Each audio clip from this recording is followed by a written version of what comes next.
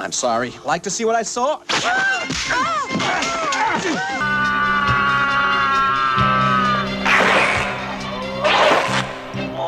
For decades, Jackie Chan's name was more than just a name. It was a promise, a guarantee of authenticity in a world of smoke and mirrors. The promise was simple. Everything you see is real. The falls, the fights, the death-defying leaps. It was all him. He was the smiling, indestructible hero, the man who couldn't be broken. But that image, so carefully crafted over a lifetime of pain, concealed a terrifying secret. It was a secret born in a moment of shocking violence on a remote film set that nearly cost him everything. The public was told it was a close call, a lucky escape, but the truth, the one you were never meant to see, was so much worse. To understand the stunt that almost ended Jackie Chan and the permanent damage it left behind, Rolling jump action cut hospital. it's essential to first understand the myth he nearly died to create. The man who couldn't break. The myth of Jackie Chan began not in a film studio, but in the brutal, unforgiving courtyard of the China Drama Academy.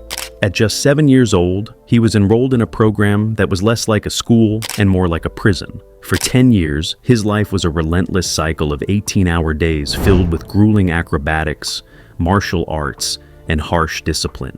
Beatings were routine. Failure was met with starvation. It was here, alongside his brothers like Sammo Hung and Yuan Biao, who would later be known as the Seven Little Fortunes, that Chan Kong Sang forged the man the world would come to know as Jackie.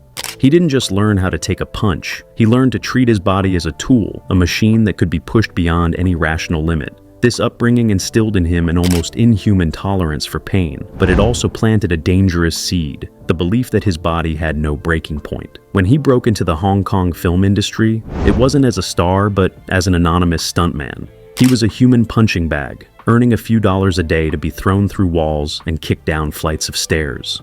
In Bruce Lee's Enter the Dragon, you can see him for a split second as one of the henchmen whose neck Lee snaps.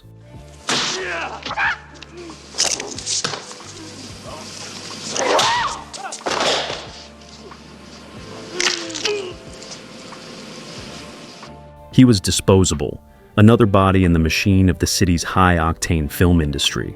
This experience, however, was formative. It showed him how little productions cared for the safety of their performers and instilled in him a fierce desire to take control of his own destiny. He saw the carelessness and vowed that if he ever had the power, he would do things differently. But first, he ran headfirst into a wall. That wall was Bruce Lee. After Lee's shocking death, studios scrambled to find his replacement. When Bruce Lee kick, you don't shut your eyes, because when you shut your eyes, you cannot see Bruce Lee kick. You know how fast? They wanted a new Bruce Lee, and every young martial artist was forced to imitate his iconic scowl and lightning-fast kicks. Jackie was thrust into films like New Fist of Fury, where he was dressed like Lee and instructed to fight like him. The films flopped. Jackie knew he couldn't be the next Bruce Lee. He wasn't as tall, he wasn't as classically handsome, and he lacked Lee's fearsome gravitas. So, he made a strategic choice that would define his entire career. If he couldn't be the toughest man on screen, he would be the most daring. He abandoned the stoic, invincible persona and created a new kind of hero. His characters were relatable underdogs, waiters, janitors, and clumsy cops who stumbled into trouble. They got hurt, they felt pain, and in doing so, they felt real. Broken. To sell that reality, Jackie committed to performing all his own stunts, transforming the action genre in the process. He infused his choreography with slapstick comedy, using props like ladders, chairs, and market stalls in ways no one had ever imagined. But the comedy was a Trojan horse for the real spectacle, the danger. With each film, the stunts became a form of high-stakes marketing. In 1983's Project A, he silenced all doubters with a stunt that is still breathtaking today. He hung from the hands of a 60-foot clock tower, let go, and crashed through 2 canvas awnings before hitting the ground. There were no wires, no airbags, just a few layers of cloth between him and a catastrophic injury.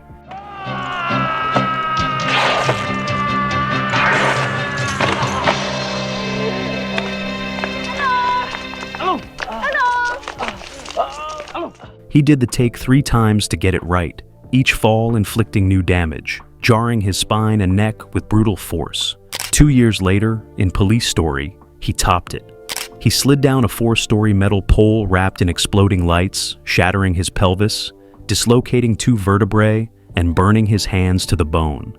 The crew was horrified, but the shot was perfect. Oh yeah, Police Story, the line.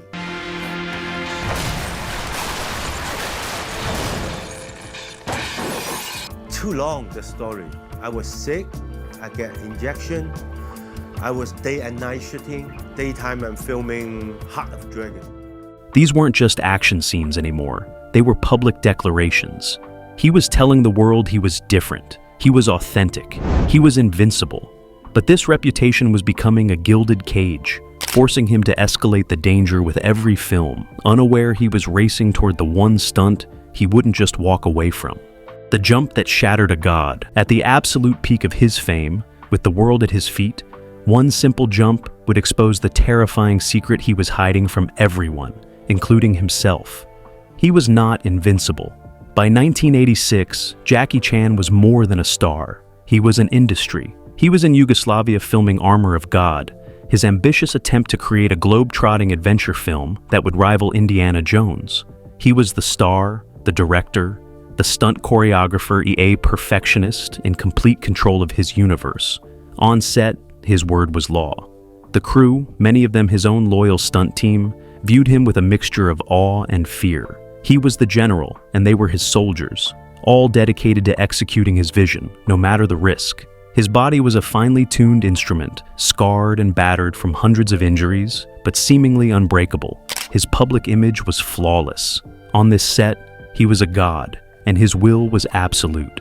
The stunt planned for that day was, by his standards, remarkably simple, almost laughably so. He needed to jump from the ledge of a castle wall onto a tree branch below.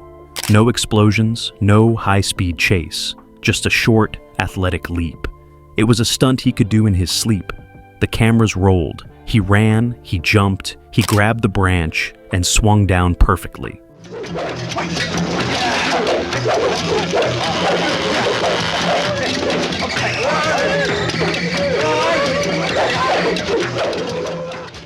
The crew applauded. It was a success.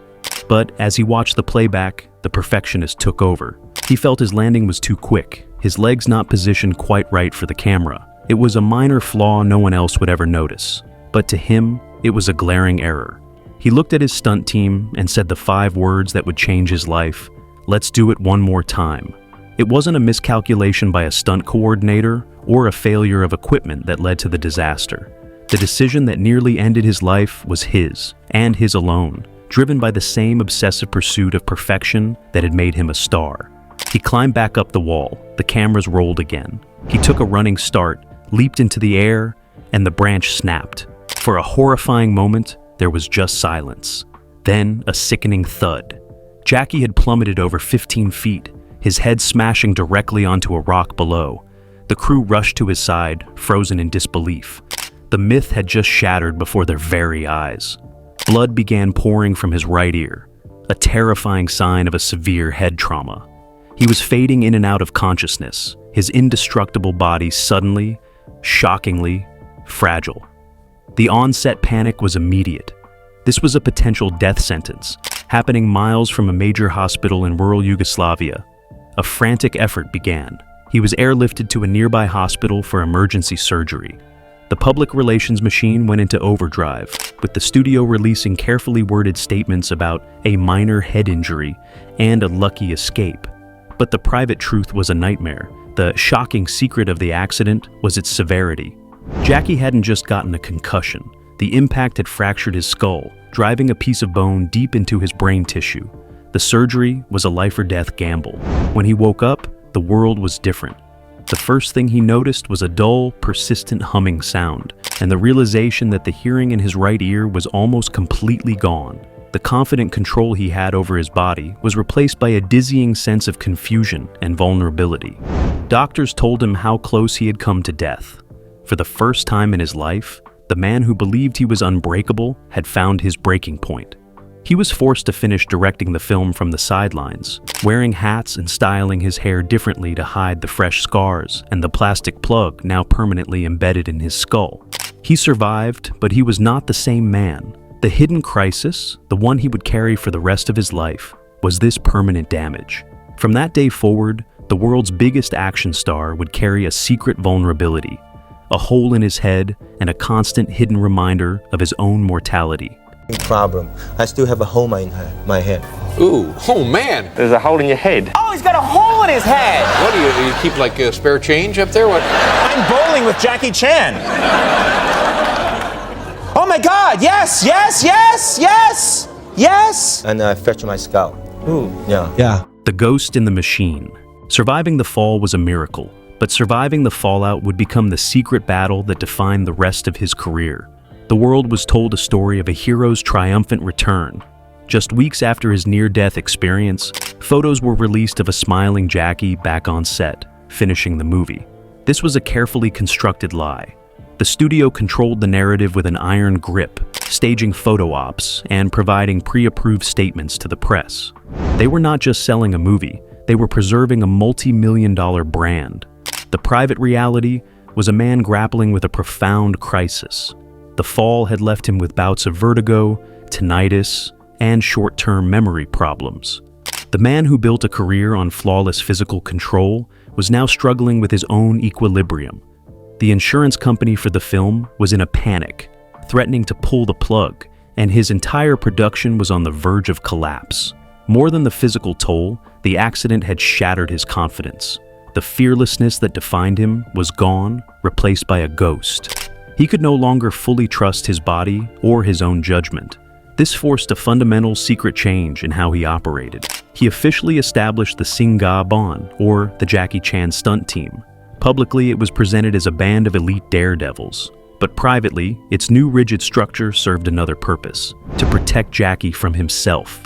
For the first time, he created a system of checks and balances.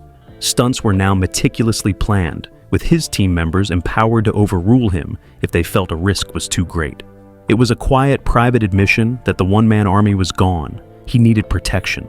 This new fear-based approach ironically unlocked a new level of creativity.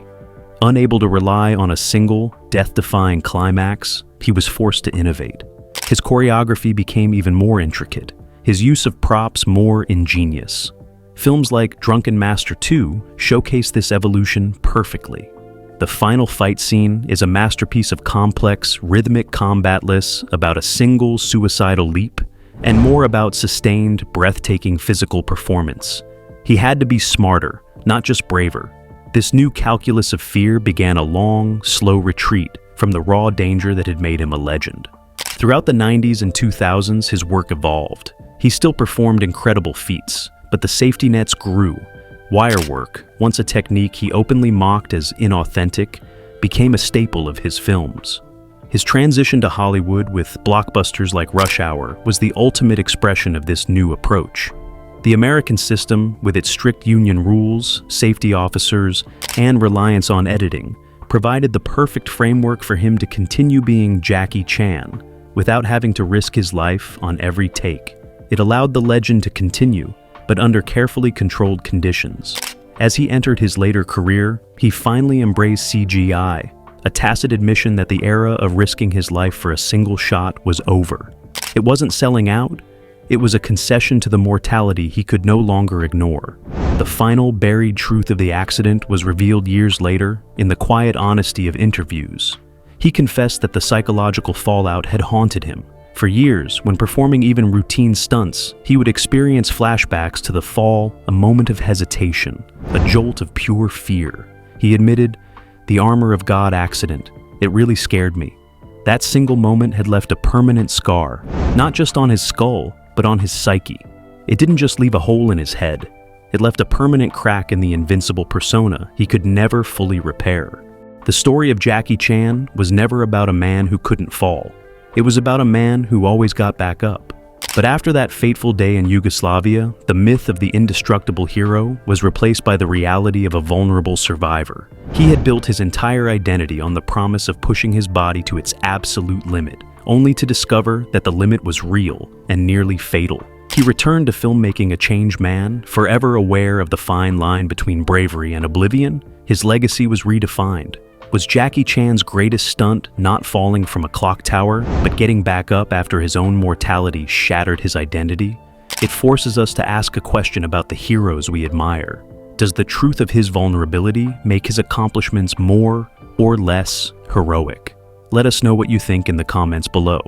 Thanks for watching. If you enjoyed this look into the story behind the legend, be sure to like this video and subscribe for more deep dives into the lives of iconic figures.